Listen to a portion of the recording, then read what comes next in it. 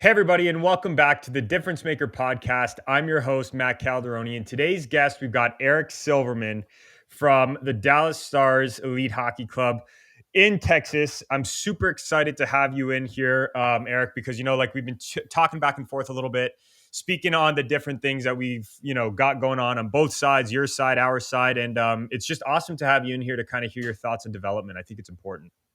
Well, thanks for having me. I appreciate the time and look forward to connecting here.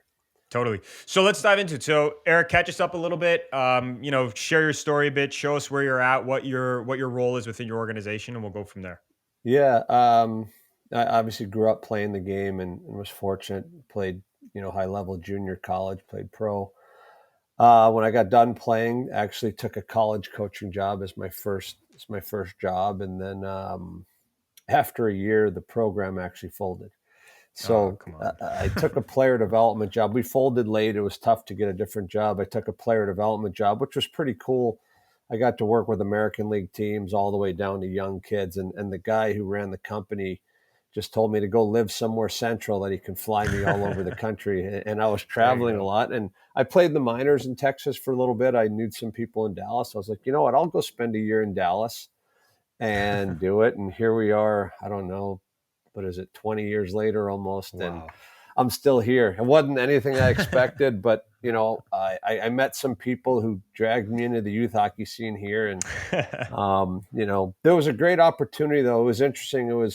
You saw a lot of players here, but the youth organization, the youth culture here was very kind of unorganized, and you saw a lot Mhm. of the potential. And there was a lot of former players like myself that settled down here, so was Yep. fortunate to get a group together, and we started the Stars program. I want to say it was about 13, 14 years ago. And, Wow. we've been very fortunate to have a lot of success, a lot of great alumni come through our program. And it's been really enjoyable. And so here we are. That's fantastic. So I was going to say, so what really kept you in there then was the passion for youth development, if I'm listening to you right. For sure. For sure. I think, Dallas is a really good town. The Stars do an unbelievable job here with the growth of the game. They have a bunch of rinks and facilities. And my thoughts, and the first time someone asked me to get involved and asked me my opinion on what I saw, there was a ton of untapped resources. There was a ton of Right. opportunity. The facilities are first class. There's resources from a training perspective. There's a lot of good athletes down here. So it was just finding a way to get things run the right way, get everyone pulling in the same direction, and create a great organization that can develop players. And we've been fortunate to took a little time, but we feel Sure. like we've made a lot of progress, and there's a lot of good things coming in this market right now. So And it's funny that you say that too with the whole time aspect because we've been fortunate enough to be around a lot of developmental organizations like, as you know, the Chicago Steel. We've got a couple local ones here in yep, Toronto that we work with. But it's like, what's funny about all these programs that I think a lot of people miss sometimes is the true patience behind starting a development program and letting it run its course. Because, I think we feel like we can bring in, we'll call them influencers in the market that will help bring all these fantastic players to an organization. When in reality, yep, it's kind of, you touched on it beautifully. You're like, listen, there's a culture that's involved. There's a value system that's involved. There's something you need to build. It's not about just recruiting the best players. It's about bringing in really the right mentality. And you've done a fantastic job at that, it seems. So what I want to kind of dive into in this next part is really understanding what are your pillars there? Let's go with first developing an organization because it's nice yep. since you can really also speak to the business population that we speak to in this side because you've created something fantastic with that. But then also I want to talk about your pillars with development, your viewpoints that you have Yep. on what you really value there. So let's start with the organization side, building one. Teach us a bit about your pillars, if you will, for building something. Yeah, well, the first thing that I did was, you got to surround yourself with good people, but you also have to make them give them ownership in what we're doing. And Sure. so when we assembled our staff, everything we did was a collaboration. All decisions were made as a group, and you know I look at it as we're all partners in this, Mm-hmm. and we have to all get on the same page. And don't get me wrong, there's disagreements and there's things we have, but I think, Sure. we have most of our original coaches still with us. And so we've kind of grown this thing together. We're all in it together. And, I think we've built our organization based on communication, based on transparency, based on we're a player first organization. So Mm-hmm. like everything we do is for the players. And we've got a group of guys. And listen, we it hasn't all been smooth. We had some guys that maybe we didn't feel fit what we were trying to do. We've had to make some, tweaks and changes and adjustments over the years. But now we've gotten to a point where everyone understands it. Everyone's pulling in the same direction. And don't get me wrong, there's still disagreements, but we work Sure. through them. And like I said, it's all our staff, and it's Mm-hmm. all how everyone is bought into our organizational philosophy. And on the pillars of development, I think we kind of, and we started about, we will get together as a coaching staff, and we're fortunate. We have all of our coaches, head coaches except one, are full-time hockey, and they're from a Wow. variety. We have a Russian, we have Canadians, we have Americans, we Wow. have former NHL guys that have been on our staff. Most of our guys are former pro players, and so everyone brings unique perspectives and Mm-hmm. unique things. But we kind of collaborated and came up with kind of our core foundation of what we want our players to do, to look like, that can go to any team in the future and play in any structure, any style. What is the foundation that is hard to teach an older player Mm-hmm. that you have to get when you're younger? And I so love we that. came up with probably four things. I don't mind sharing our information here, but I mean, Please. essentially, when you start in our program, the younger kids, the four things we focus on are first of all, just skill development. It's your Mm-hmm. skating, stick handling, passing. I mean, you need to have a foundation of skills.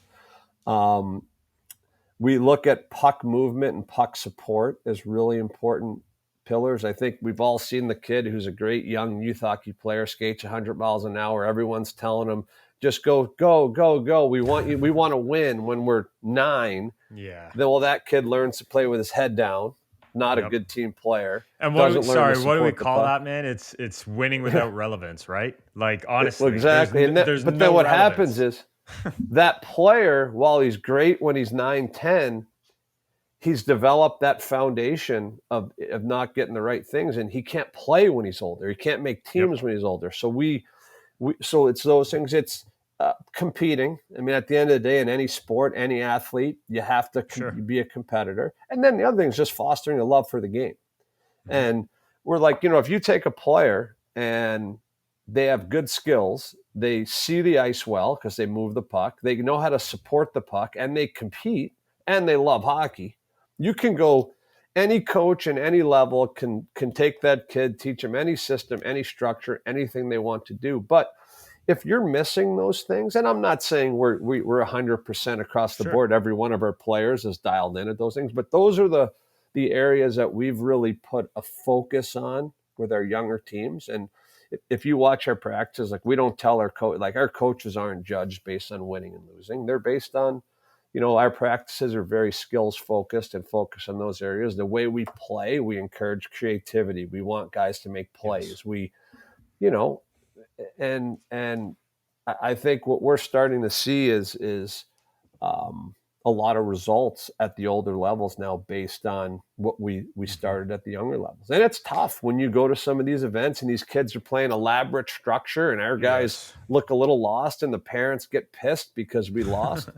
But like I said, I think we've been doing it long enough now, and we can go to our families and say, oh, this guy came through our program and that guy came Yes. through our program, and look how they're doing. And that's really Yes. helped. I think that's been something from an Well, educational perspective that we've got a lot of buy-in now. and even to talk on that too, it's like it's funny because we said it at the start, right? How you've got this structure behind what you're doing and you're letting something take its shape to develop. It's like, yeah, I mean, you have to be able to stick out those first couple years. But it's funny because I used to be a soccer player. I'm not biasly going back to it, but it's like European soccer, right? It's like Yep. you look at some of the best development academies in the world for European soccer, and the way they do things. And it's like from the ages of about 8 or 9 at intake through to the age of about 12, they don't even give any stock to who's the best goal scorer, who's this, who's that. Yeah. They will absolutely ridicule, though, the players that have poor technique. And that it's funny that you talk about those old habits or those habits going forward. Sorry, because even then, when I went to go play, like from Canada to Italy, where my family's originally from, I was getting corrected at 19 years old on the basics that they were almost looking at it saying as if like, what did they teach you over there? Right. And it's Yeah. funny because we really hear stories like this, but we don't really buy into it until we experience it ourselves.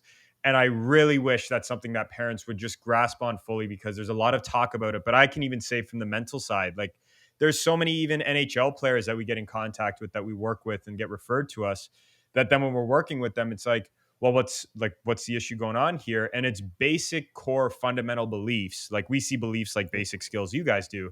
And it's like basic fundamental beliefs that were maybe jeopardized when they were younger, maybe, controlled the wrong ways when they were younger, that are now eating them alive when they're older. Right. So having these I'll tell you little something that things in place are yeah. important. Go ahead. I'll tell you something that's cool that we've done. Please. So years ago, we started doing, it's just internal for our own information, an organizational depth chart. So every birth year, the coach just ranks the players from, 1 to 15, whatever, Yep. however many guys are on the team. And we don't do anything with it except just keep it there just to refer to. But we have data, now going back where we saw a birth year when they were, a 10U and a 12U and a 14U and a 16U. And so we've seen the kids that maybe have stayed on top, maybe the kids that started on top were in the bottom, or the kids that were the bottom of the top, and we've tried to identify what are the traits that made this kid stay on the top the whole time, or why did Sure. this kid fall, or why did this kid rise? And I think, having that data has been helpful to even see just in real world situations what's made players successful. And again, I keep coming back to that. We keep finding the same things of, the passion, the competitiveness, some of the Yeah. IQ stuff and skills. And so, Let me ask you, have you yeah, sure. guys, or how much have you guys tied that also back to, let's call it like parental conditioning, who the parents are, what values they push on the players? Like, have you guys gone that deep into it, or is it more so just the player? I mean, we do try to educate our families. Like any youth sport, I'm a parent myself. We're all passionate Hmm. on our children, and we want the best for our children. And hockey in Texas, I think the parents are getting more educated. But something we get a lot is, I don't know anything about hockey. Hockey wasn't even here when I was growing up, and so Sure. you try to educate. Early on, we had some challenges because we wanted to establish a culture that was maybe a little different from how things were done here. And we lost some of the top players the first couple of years that wanted X, Y, and Z promised to them, which wasn't reality, and wanted to Hmm. dictate. And we just said, that's not how we're doing things. Good luck to you. And sorry, But now I think, what is that culture that's normal around there? Just familiarize the well, audience. you mean back then? Well, Yes, back exactly. then Like what they were the used to. recruiting was, people recruiting and offering free deals to the best players and promising them this and promising them this line mate and this line. It's all nonsense. Like, Yep. it's just recruiting to do it. And we just said, I'll give you, from a financial perspective, we're in need. If we have a scholarship program. If you're need based, there's a program that will prove if you're need based. But I Love that. mean, there used to be parents showing up at the rink in Mercedes bragging how other organizations are letting them play for free because their kid's the best.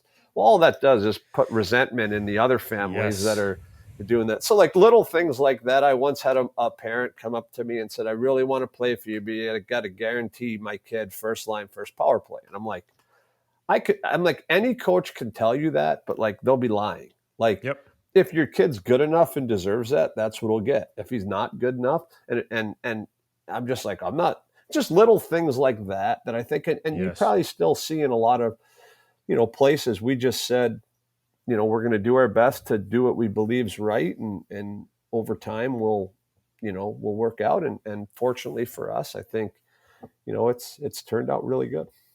It's funny you say that because we've had a big like sway here within our own coaches and culture at Molliteum, like growing it out and doing our thing. And it's like, so what's the thing that matters most? So my brother and I were talking about this morning in one of our meetings, and we were saying like sometimes coaches forget that it's the athlete or the client that's the hero, and they're just the guide, right? And it's funny because if you can really foster a culture behind that, a lot of people will get behind you. Like, I mean, look at what you guys did, knowingly or not. There's a study done to nerd out on you for a second, but there's something called talent hotbeds. It goes back to a book, the Talent Code. I know a lot of people have read it, but in the book, they talk about how these talent hotbeds, there's these places where players come out or talent comes out from musicians to athletes to actors and actresses. And they're finding that in these talent hotbeds, there's a certain kind of deep practice they do. But more importantly, there's a high value system behind these places. And it's like they don't break that code. They don't break those values for anything. It's an everybody plays by the same rules mentality within the culture. This kind of pivots me to my next point that I wanted to talk with you about, which is this whole side behind holistic development. I mean, again, a lot of people discuss it. I don't know how many people truly practice it. What do you guys do to have that value based, holistic kind of development with your athletes? Like, I'm not asking you for the grit and grime of it, of, we have this and that and the other. I mean, Yeah. like, what are the general philosophies behind it? Do you guys have certain experts you bring in? Are you guys more focused on internalizing that? What do you like to do?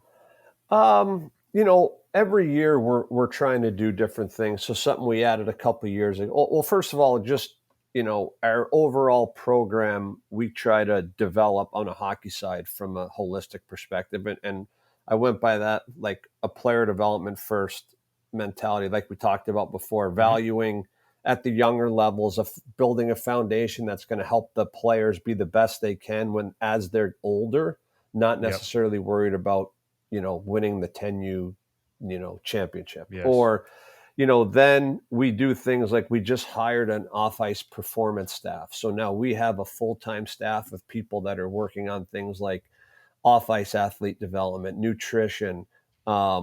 Right in our building, we've got that.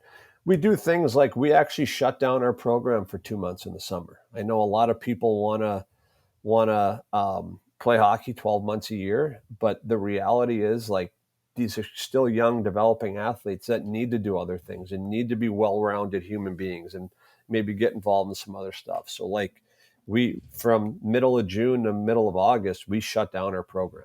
And that Love doesn't that. mean there's not opportunities for kids that want to do things, but I think if we wanted to run 12 months a year and have the kids in, people would do it. But there's just For little sure. things that we feel like our goal is to develop, the best well-rounded players, people, all those kind of things. And I think we've been pretty fortunate of, having some success doing it and seeing some of our alumni doing really well at high levels. And they all still come back. We actually, it's funny, the one thing we do in the summer is we run a program for our junior college and pro players that are off, and there's 30 kids out, 30, actually they're not kids anymore, but we got had 30 guys on the ice yesterday that are everything from NHL signed players to North American Hockey Fantastic. League players to USHL guys, and they all come back. And those kind of things are pretty cool, that they want to come back and they want to train here. But I think overall, I mean, holistically, we're always trying to provide resources. Like even what you and I had talked about, Sure. when we first discussed about, a lot of the mental things. And, we're very open-minded, and we're always trying to find opportunities that we can get better. And, Yeah. I think And it's you have funny. to.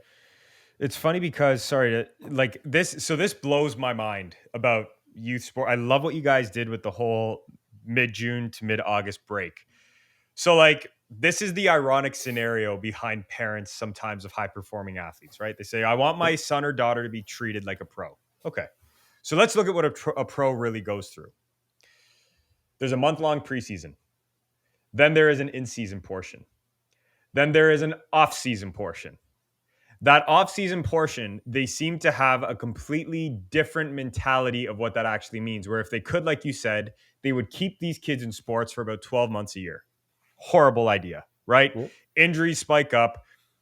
players don't get the break. Like I can't tell you, and I'm sure you've seen this, Eric, but like how many players that we've dealt with at a youth level who overdo it to an extent that yes, they love the sport, but then by like October coming into a hockey season, for example, they hate it because they've been doing hockey since literally the end of May.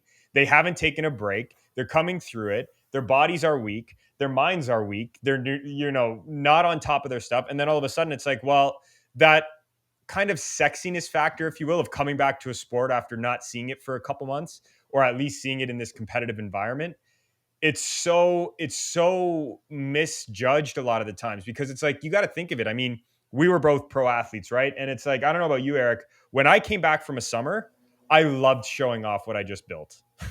Right? And it's Well, like, I could tell you something funny, and you might be please. more an expert at this than me, but when I played, you go through your season and it's just a grind and you're learning new things Yes. and there's so much going on. And how I would always do it is when the season ended, I'd take about the first week or two and literally do nothing. I wouldn't work out. I wouldn't go to the rink. I wouldn't do anything. Then I'd start with off ice. I'd get in the Mm-hmm. gym pretty hard. And then after about 4 or 5 weeks away from the rink, I'd start getting back on the ice.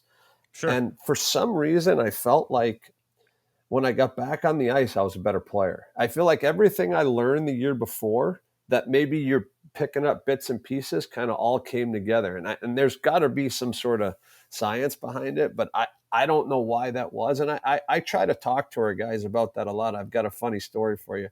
We have a really Please. good player in our program, a really high end kid, like one of the best players in the country. And his dad called me about something last year, and I said, hey, like, get your kid off the ice for a month. Trust me. He's like, we kind of feel like, if we're not doing something, someone's going to pass us by. And I was like, and I kind of explained to him. So a couple days later, one of our NHL alums reached out to me and said, hey, we got like 10 guys in town. They want to skate, and all NHL players. Will you come run a skate for us? I said, sure. So I get out there and I'm like, all right, what do you guys want? Like, you guys are looking to skate. What are you looking for? And they're like, oh, we haven't been on the ice since our last playoff game. It's probably been 6 weeks since we've touched the ice. Take it easy on us Yes, today. man. So I called the dad and I was like, hey, like, just so you know, I just skated with 10 NHL guys, and some were pretty high profile players. And I Yes. said, they were all off the ice. I think the least guy was like 5 weeks. It was their first time back on Wow. for all of them. They were off 5, 6, 8 weeks. And he's like, oh, that's interesting. He's like, I guess if it's good enough for them to take a break, like it might be something we got to start thinking about. And so Man. it was a pretty funny story.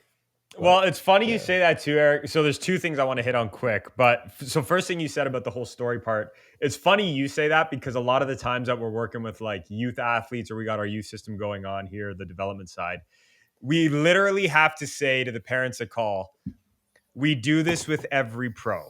And the moment we put those words in front of the tool that we give them or whatever, it's like a complete switch. And it is, I guess, social proof, authoritative figuring, whatever you want to call it. But on the second side, what's very interesting about that, you said something there where you step back and it's like 2 weeks later, a week later, you become a better player. So it's funny because even if you look at sleep, right? The reason that we push sleep, yes, there's, physical benefits and so on, but the mental benefits are that's where your cognitive learning and a lot of that gets done. Associations are built and whatnot. So it's funny because if you dive deep into studies on self-awareness and self-reflection, we actually, and this is a major plug, just made a YouTube video on this for leadership. So what they found is leaders who actually go to higher levels have to reflect and be more self-aware. The reason they have to do that is because there's so much more of an input of information coming in around them, right? When you're a leader now, you're responsible for other people. It's funny because when they find that with athletes who've learned a lot throughout a season, like you just mentioned, where this whole thing comes into play is you move so damn fast throughout the season that you're not even giving yourself time to recharge and understand what you're doing, especially if you're not somebody who has, things in place to actually do this stuff like reflection. Like we would like to ideally say, hey, every week, Eric, we got our players reflecting and they know everything. No, man, I'm telling you, like it all comes out in the summer when we're like, so what did you learn this year? And we spend an hour with them just talking about the points. And it's like, holy, like, look at everything coming through. And I think it's such an important part of just human development. But the fact that you guys even think ahead to doing that, I know it's something minor, but it is all in the details. Right. So little things like Well, I that had my really tryouts carry it last far. week. Yeah. I had my tryouts last week, and I coach our 16s, and we did a a little player parent meeting right after we picked the final team. And I said to him, I said, Brilliant. like, here's what I'd like you to do. The next week, go be an idiot 16-year-old. Go play your video games, hang out with your buddies, eat your fast food, like whatever it is to do. Like, Sure. don't think about training, hockey, anything. Then I said, get back in the gym. And I said to him, I don't care if you touch the ice till August. Like, Mm-hmm. get away. But it's your off season now. It's getting bigger at this age. It's getting bigger, stronger, faster, more athletic. Like, that's important. And listen, not everybody listens, but Yep. it is something we do, make a point to educate on and, at least provide the information to people. So, I love that. So we're getting into the last little bit here, and I wanted to make sure I covered this topic because we got a lot of great stuff behind this. There's so much value in this. So let's talk about pushing coaches through because this was an interesting one when I was texting you about the convo I wanted to have. yeah. And I loved, Eric, that you were brutally honest with it because for me, number one, so it's funny because it's actually like a rare quality that you see now of like good programs. So I asked you, I said, so what system you guys have in place? What do you really do to actively push coaches to the next level? And you came back with, you know what? A lot of our coaches actually haven't left. There's a lot of OGs here, in your own words, you said it. And we don't really we let them go if they want, but no one really wants to go. I want you to share that dynamic with us and why you feel that's the case. There's such a, it sounds like a dying and fantastic, we'll call it, attachment to this organization. I want you to teach us why you feel that is. Well, I think, like I mentioned earlier, something we've tried to do is make it a we organization where, like I said, decisions aren't. This isn't an authoritarian system. All of our coaches are very involved in everything that we do and every decision that we do, and they're empowered to be part. And I think they all look at it as their organization. This is a good market. It's a good level. I think there's good people here. The NHL team's great to us. And we've had guys like the NHL star skills coaches on our staff. He's had offers to go do other things. I've had offers at a variety of levels. And that's Sure. not to say we've had coaches scouting on junior staffs, offered different junior jobs or college jobs. And again, we would be thrilled for anyone that chose to do it. But I think, you know, I think guys know the grass isn't always greener, and there have been some people over the years that have left for higher levels and come back and said, that wasn't all it was really cracked up to be. And so, like I said, we're certainly would be thrilled for any of our guys if they received an opportunity and they took it. And we do have a pipeline of guys that we are developing in the event that something opens up. But I think we've only had one coach leave in the Wow. last 8 years. And he's actually rising through the business side and a little bit hockey side of an NHL front office. So like he's on a great path and Fantastic. we're thrilled for him. But if someone does get an opportunity, we'd be thrilled for him. And, there's been some junior teams call and I've recommended some guys and, sometimes the opportunity is good for someone and sometimes it's not. But I think we've created a good culture. The hockey community here is really healthy. And I Nice. think the guys are happy I is, love that. is the best way I can describe it. And it's funny too because it's not even like even when we were talking, we were going back and forth about it. It's like we're not even holding guys back from it. We're not trying to prevent anybody from going.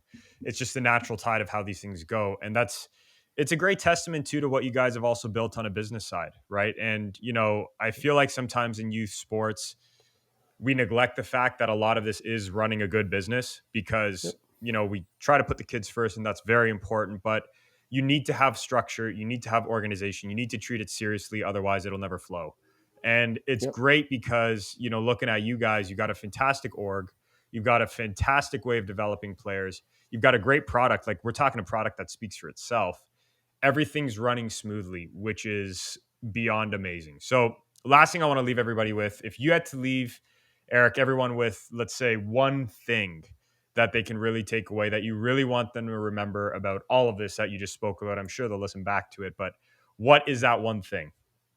I'll be honest with you. What I want to talk about, and if obviously a lot of the audience is youth players and Yep. families, it's something we actually haven't even talked about. But I think the Hit it. biggest mistake that I've seen with players is being too much in a rush to get somewhere and skipping Interesting. levels of development. I've seen a lot of kids maybe jump to junior before they're ready, or jump to a level, or try to play up before they're ready and hurt their development. And I think, certain kids are ready to do that, but a thing that I've seen is just like run your own race, go at your own path, and good players get to where they're supposed to get to. And there's not a script of this is how you get there. There's a lot of different, we have two very famous NHL alumni right off the top of our head in Seth Jones and Blake Coleman. Hmm. Seth was a fast tracker. He was a U.S. program kid, high first round pick. Blake was playing midget hockey for 3 years and went through 2 NHL drafts without even getting drafted. Went to a Wow. junior team that didn't even want him and had to go find a different junior team, and just worked and worked and worked and worked. And now he's got a couple Stanley Cups, a nice contract. And it's just two completely different Yes. things. And I look at Blake, and Blake was here like right as we were starting our program, but I knew Blake. But like, Blake wasn't even looked at as the top guy in our town at his age group, and Really? he just kept. Oh yeah, he was not looked at that. He was looked at as a very good player. Don't get me wrong, but Yep. I just like just people get caught up too much in what other people are doing. Oh, I heard this guy just committed, or I heard this guy's playing up, or I Hmm. heard this guy's getting, and they worry about what everyone else is doing. Where find a good program, find a good coach that you trust, or a good organization, and buy in and run your own race would be the best message I can give anybody. I love that. I want to sit actually on that topic. You've opened up a whole can of good worms right here for a second. I want to sit on that topic I'm for a sorry. sec. No, this is great. Teach me. Okay, so a guy like Blake, he's slowing it down. He's doing his thing. You obviously got to witness that as he was going through it. Now, Blake What was was he, at like, yeah, go on. I was going to say, so like, what was that process like? Was it one with someone who was constantly frustrated? Was this a guy who rolled with the punches and was like, I'll find a way? Like, teach us about that. So Blake was right at like when we were starting. Like, I think he was his last year as we were starting up. So while I know Blake, I don't have the day-to-day, experience with Blake to tell you exactly what he was going through, or anything Sure. like that. I use Blake because we like to use Blake and Seth around here because they're both great, successful NHL players from this market that's paths were so different. Yes. And I love that. we use it because, and what I'll say about Blake is he was a tireless worker that just he was always outworking everybody. And I think eventually that paid off for him. I mean, he was an animal in the weight room. He just worked, but again, he took a long path. Well, and what's funny about that too is I was just writing it down. There's this anxiety that comes into players, I've noticed, when they don't truly understand. Like, there's this BS message I've found that, to an extent, we'll say, advertising and media has pumped, which is athletes have only so much time on their plate. And it's like, I'm not arguing that. I do agree with that. My point is, though, if you look at some athletes that get into a league really, really, really young, unless you're a phenom, those athletes Yep. still take time to develop under somebody's developmental Yep. reins, right? And it's Right. like there's really no difference between waiting to the age of, let's say, 22, 23 before you step into your first pro environment versus getting in there at 19 and taking the Yep. first couple years to then develop and then eventually stepping in at 22, Yep. 23. And that blows me away because we even see it with the steel where there are some phenomenal players that come in at the age of, 18 years old, 19 years old, even playing junior hockey, that then go on at 20 years old playing for the university that they've always wanted to. And then we see them springboard at, 22 about years old and they get that NHL contract. And it's like, these are regular conversations that we see with anxious parents, anxious players. And it's a narrative that's there, you know? Well, but the interesting thing out here is if you look at the Western League drafts at 14 years old and the USHL drafts at 15 years old. And so Mm-hmm. a lot of these kids maybe don't get drafted or get, and it's, we really try hard to educate them. Like, it's okay. Yes. Like, some of the best players we've ever had come out of this area weren't drafted. But you also need to, we do have fast trackers, and we do have guys that are high NHL picks or national team kids or high, we want to encourage, it's managing all the different scenarios and trying to keep the dream alive. And again, I've seen a lot of people do some rash things when they don't get Yes. that instant draft, or they see someone else is getting an opportunity and they're not. And I would say that's probably the thing, like, we spend the most time on with our 14, 15, 16, just telling them, like, don't pay attention to all the outside. You go be the best you can be.